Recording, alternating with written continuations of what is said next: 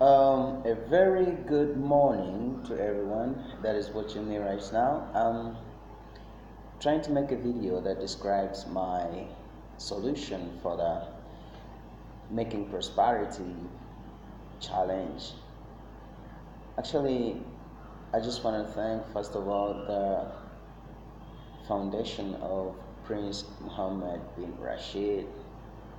It is such a great honor that the rich people look back and give back to the poor. It is so humbling. And that being said, my challenge is actually to address the issue of poverty. In Africa, we have people who are doing jobs that are really not making ends meet. We have investors who come here but are not willing. Their main aim, I would say, is not to change the lives of the people that they are employing rather than exploit them at the kickbacks of the government. My solution is quite simple. If the 1% of the world is willing to fight poverty, I mean global poverty, the issue of land has to be addressed by a GSI land mapping system where every employee of a big investment factory, like say an industry, an investor comes to my country, wants to set up an industry, they can buy chunks of land about 10 kilometers squared so that they have housing dwellings for their employees, and at the same time they focus on the production of cash crops. Why cash crops? If cash crops are still cash crops, we wouldn't be making so much plastics. If cash crops were advanced, like back in the days, let's say cotton, if cotton was advanced to a point whereby it is too much in circulation, making plastics that are really degrading the environment wouldn't be an issue. Plastics will be left to a few commodities that really can benefit the society, but not constantly being seen as we see in the supermarkets, being used as we see in plastics are almost everywhere and they're spoiling the environment. So if cash crops are still cash crops, we could concentrate on growing cash crops on large, huge chunks of land using young populations, like in my country. Like 70% of my country is under the age of 30. That being said, that means that we have a great potential that is yet to be lost in the next 10 years if we don't act swiftly. My solution is that give a child, a young adult, a platform, an opportunity. A young adult can be, I wouldn't say encapsulated, but put in a boot camp, actually employed at a factory of a cash crop growing plantation. This is not this might when you talk of plantation, people's mind go back to slavery. That is not what I'm saying. What I'm saying is, if you get a child at the age of 17, 18, which is an adult age at my country, and they sign up a 10-year agreement, like it's 2020 right now, they sign up a 10-year agreement up to 2030 to be 10 million shillings richer than they are right now. If they are left to drill on their own, to get money on their own, I believe none of them can make 10 million in the next 10 years in this country. But if they are given an opportunity to work at a factory which is designed to grow cash crops, make them into final products, and then ship them out, then they have greater chances of making and saving more than 10 million in a decade. I'm telling you, people are employed in governments and their salaries can't even enable them save 1 million in a year. That's what I'm saying. There is no minimum wage in this country.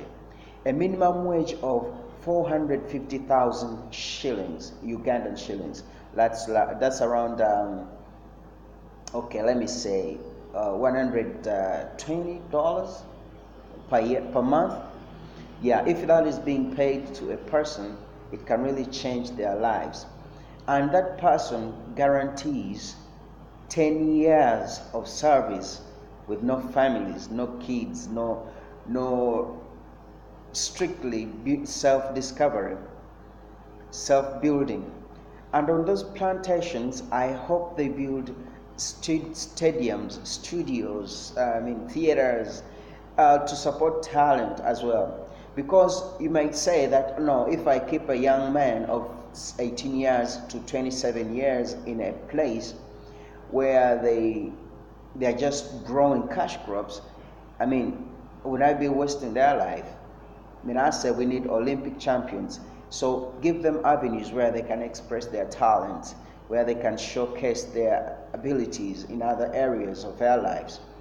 Okay, with the GIS mapping system, upon the company or the industry land, each young adult is to be allocated a plot of land with GS coordinates. It could be a 50 by 50, just so that he can build a single room for himself using the money that is being paid, or he can pay a mortgage so that the company or the investor who is owning the huge chunk of land actually builds him a house and they just pay mortgage of their salary.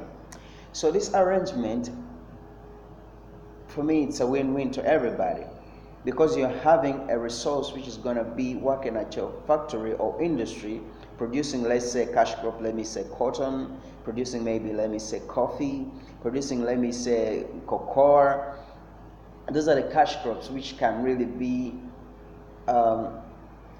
taken up and at the international market, and they have value and they can really help these young people. So if governments are really willing to take this on, it wouldn't be a bad idea, because in my country, investors are given free land, chunks of land, acres of land. And in this land, most of them are confined in an area. But if investors were sparsely distributed across the country, poverty would be eradicated, because if an industry which is built in the east will employ the people from the east mostly, and the concentration of the industries scattered all over the place will give accommodation to those people, and at the same time leaving huge chunks of land for other agro-environmental activities such as wetland preservation, forestation, things like that. So it is my view that the investors that are making investments really look at the ability to uplift the generation, the young population that they are really employing. I humbly thank you for watching this video, and I hope, this is 2020, by 2030, I hope we overcome poverty all over the globe, because it's the 1% which controls the entire wealth of the globe, and they're willing to reach out to help people get out of poverty. This is a great and an amazing experience. I thank you so much, Prince Mohammed bin Rashid. Once again, God bless you mightily.